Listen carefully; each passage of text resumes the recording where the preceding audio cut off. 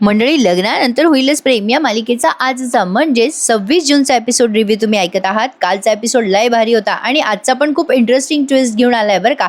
सुरुवातीलाच त्यांनी दाखवलंय नंदिनी या आर्याला ओरडते आणि म्हणते, काय हे सगळं आर्या, अगं तू ह्या पिल्स घेतेस, तुला काहीच कसं वाटलं नाही ही गोष्ट आमच्यापासून लपवताना? सांगायचंच ना ग मला, अजूनही तू जीच्या आठवणीतून बाहेर आलेली नाहीयेस. सांगायचं मला, मी अजूनही माझ्या गेलेल्या बाळाच्या दुःखातून बाहेर आलेली नाहीये. काय ग आर्या, म्हणून घेतेस ना या गोळ्या? ड्रग्स कडे पुन्हा वळायची इच्छा होऊ नये म्हणून घेतेस ना गोळ्या? बोल ना आर्या, आता बोल. काहीच का बोलत नाहीयेस? पाहिलं जीवा, मी म्हटलं होतं ना तुम्हाला, सतत काहीतरी मला भीती वाटते. हीच भीती होती ती. बघा, आर्याला मी खूप चांगलं ओळखते जीवा. मला माहिती आहे रस्ता सरळ असला तरी हिची पावलं तिरकीच पडणार. इथे तर रस्ता फक्त तिरका नाही, निसरडा सुद्धा आहे. आर्या, हे सगळं तू मुद्दाम केलंस ना? सांग मला, हे सगळं जर तू पुन्हा एकदा केलंस, अगं या रस्त्यावर तू पुन्हा चाललीस, घसरलीस तर तर तू एकटी घसरणार नाहीयेस आर्या. अगं माझ्या बाळासहित घसरशील, तू आमच्या सहित घसरशील. नाही जीवा, चला, मला आता माझं बाळ हिच्याकडे द्यायचं नाहीये. असं म्हणून नंदिनी जेव्हा तिथून निघून जात असतात तेव्हा आर्या तिचा हात धरते आणि म्हणते, नंदिनी, एवढी तुला बेजबाबदार वाटले का ग? काय ग, या पिल्स कोणाच्या आहेत हे तुला माहिती नाहीये, पण चेक केलं असतं ना तर तुझ्या प्रश्नांची उत्तरं तुला मिळाली असती नंदिनी. असं म्हणून तिने तिच्या पर्समधनं एक प्रिस्क्रिप्शन काढलंय आर्याने आणि आर्याने ते प्रिस्क्रिप्शन नंदिनीला दाखवलंय आणि म्हणते कशी, हे प्रिस्क्रिप्शन बघ. अगं प्रिया शर्मा या मुलीचं हे प्रिस्क्रिप्शन आहे, तिच्यासाठी मी या गोळ्या दिल्या होत्या. जीवा आणि नंदिनी ते प्रिस्क्रिप्शन बघतात, म्हणजे डॉक्टर लिहून देतात ना चिठ्ठी, ती चिठ्ठी. आणि आर्या त्या नंदिनीला सांगते की परवा ही पेशंट माझ्या क्लिनिकमध्ये आली होती आणि ती पिल्स तिथेच विसरली. अगं आज मी तिला भेटून ह्या पिल्स देणार होते नंदिनी. नंदिनी ते सगळं चेक करते, पण डॉक्टरांना प्रिस्क्रिप्शन लिहिणं काही अवघड नाहीये प्रेक्षकांनो. जीवा म्हणतो, मग तुझ्या पिल्स? त्यावर आर्या म्हणते, माझ्या पिल्स ह्या आहेत, इथे आहेत माझ्या पर्समध्ये. आणि दुसरी बॉटल आर्याने तिला दाखवली पर्समधून काढून नंदिनीला. आणि मंडळी, आर्याने धडधडीत जीवा नंदिनीला फसवलंय बरं का. आणि 101% आर्या जीवा नंदिनीचं बाळ घेऊन पळून जाणार आहे अशी शंका तरी मला आज आली आहे बरं का. आता आजचा एपिसोड बघितल्यानंतर तुम्हाला कळेलच, बरेच इंटरेस्टिंग ट्विस्ट मालिकेत घडणार आहेत.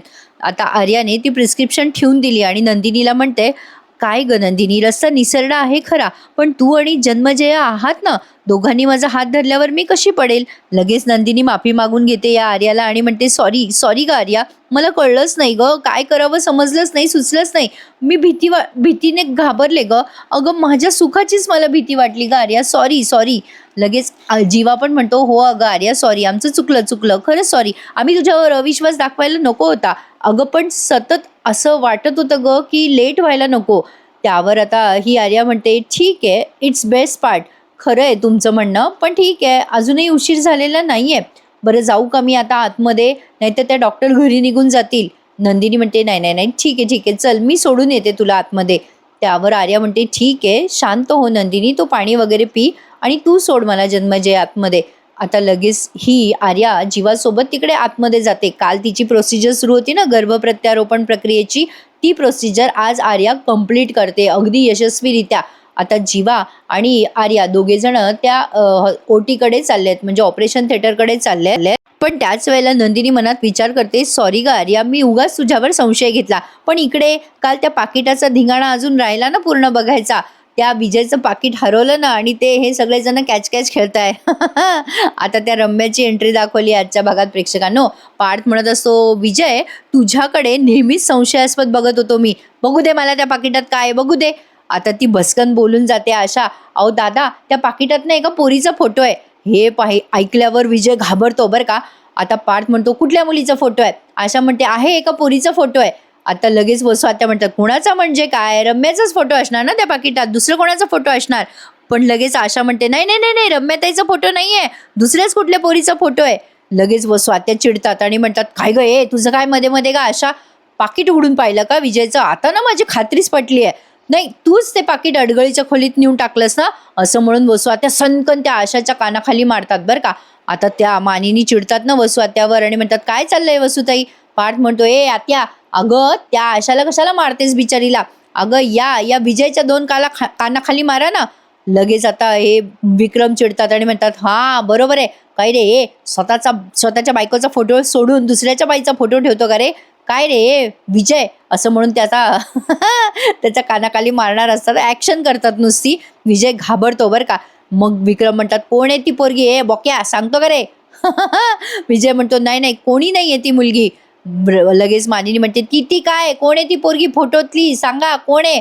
लगेच विजय त्याचं वाक्य फिरवतो आणि म्हणतो बहीण आहे माझी, ती बहीण आहे. विक्रम म्हणतात बहीण आहे तुझी म्हणजे? विजय म्हणतो काही वर्षापूर्वी माझी बहीण गेली हो. अहो कसं वागवत आहे बघा ना सासूबाई मला सगळे. लगेच विजय नाटकं करायला लागतो बरं का. लगेच वसुआत्या म्हणतात जाऊ द्या विजयराव, मी आहे ना, मी बोलते ना सगळ्यांशी. पण आता लगेच वसुआत्या सगळ्यांना ओरडत म्हणतात पहा पहा कसे दुखावले गेले विजयराव तुमच्यामुळे. विक्रम म्हणतात ए जाऊ दे का ते सोड वसुताई, त्या पाकिटात कोणाचा फोटो आहे ते दाखव आधी आम्हाला. आता हे सगळेजण झटापट्टी करायला लागतात पुन्हा त्या पाकिटाची. पण मजा आली बरं का प्रेक्षकांना हा सीन पाहताना. मानिनी ते पाकिट हिसकावते आणि आता तो फोटो बघायला लागते बरं का. विक्रम म्हणतात बघ बघ बघ मानिनी कोण आहे ती पोरगी याच्या पाकिटात बघ. आता तेवढ्यात तिथे येते रम्या. लगेच ते पाकिट असं हळू उघडताना दाखवलं. काय बाई तो सस्पेन्स रंगवला. लगेच रम्या येते बरं का. आणि एवढं केलं बरं का प्रेक्षकांनो, पण तुमची उत्कंठा ताणून धरत नाही मी. तो फोटो कोणाचा आहे ते काही कळलं नाही बरं का.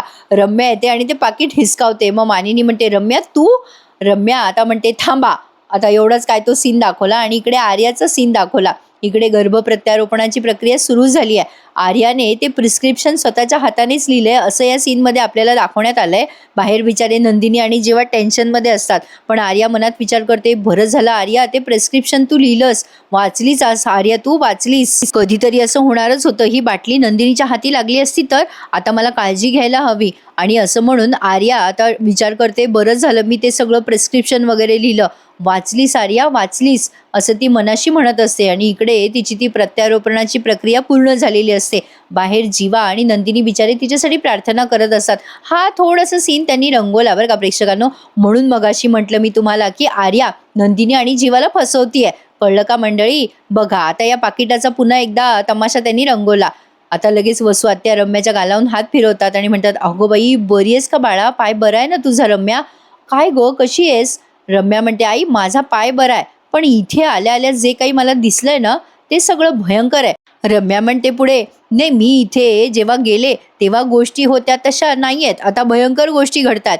लगेच विजय म्हणतो बघ ना बायको बरोबर बोलतेस तू, बघ बघ हे सगळेजण मला कसे त्रास देत आहेत. अगं अगं अभिमन्यू सारखे मला चक्रात अडवत आहे ग रम्या.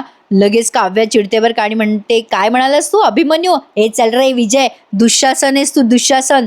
आणि या आत्याबाई दुर्योधन आणि ही रम्या शकुनी आहे एक नंबरची. लगेच काव्या म्हणते कशी ए रम्या तुला जर तुझा पाय तुटू नये असं वाटत असेल ना पुन्हा तर ते गुमान ते पाकिट माझ्याकडे दे. चला आणि इकडे.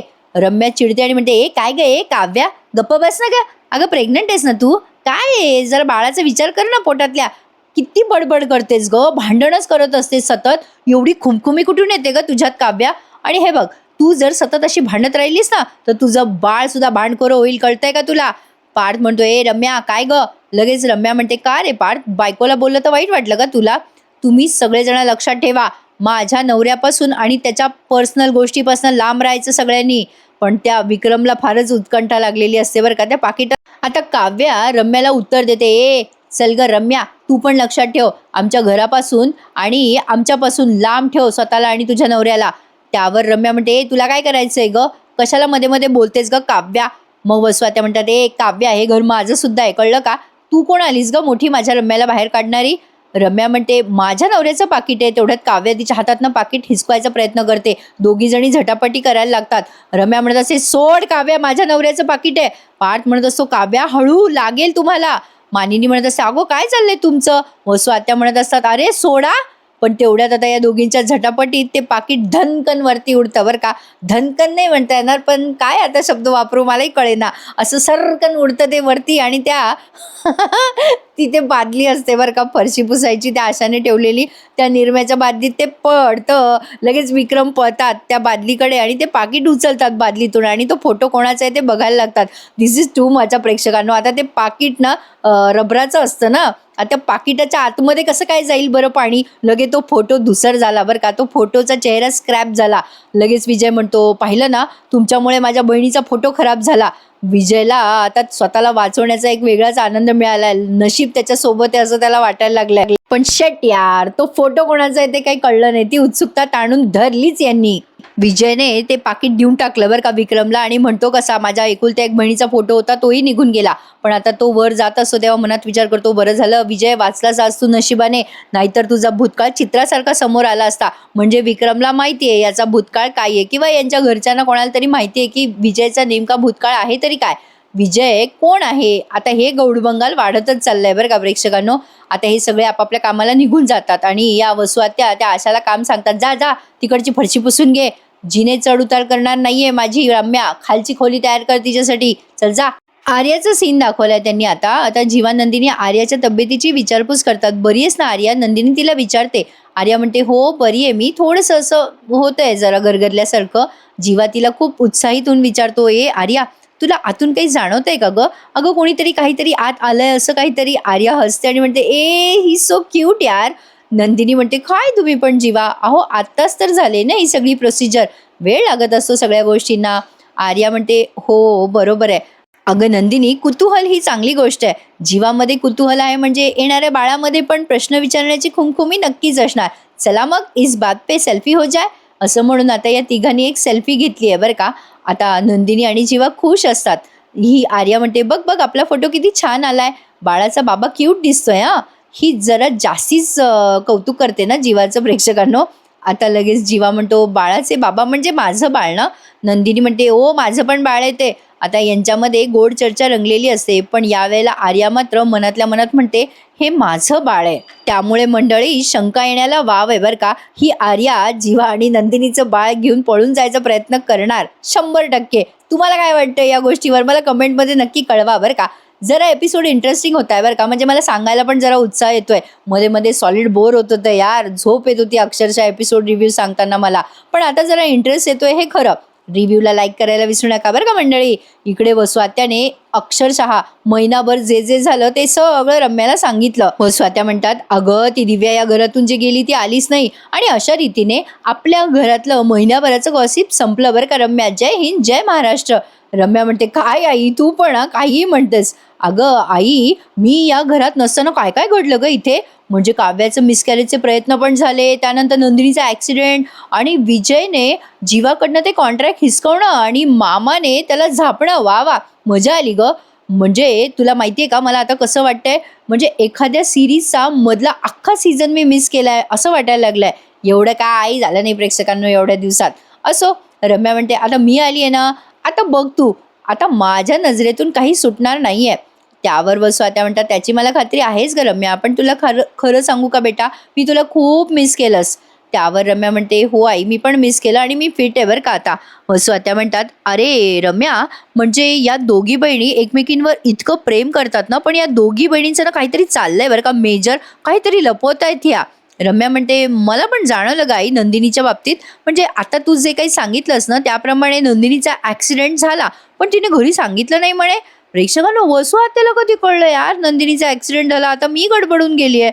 असो, पण आता पुढे बघा या काय बोलतात. रम्या म्हणते, आई नंदिनी तर कधी खोटं बोलत नाही आणि लपवत पण नाही. वसुआत्या म्हणतात, अगं बाई रम्या, ते दिवस गेले बरं का. नंदिनी कोणापासून काही लपवून ठेवत नाही, हे दिवस गेले. तुला सांगते, या दोघी बहिणी खूप वरपर्यंत पोहोचल्यात.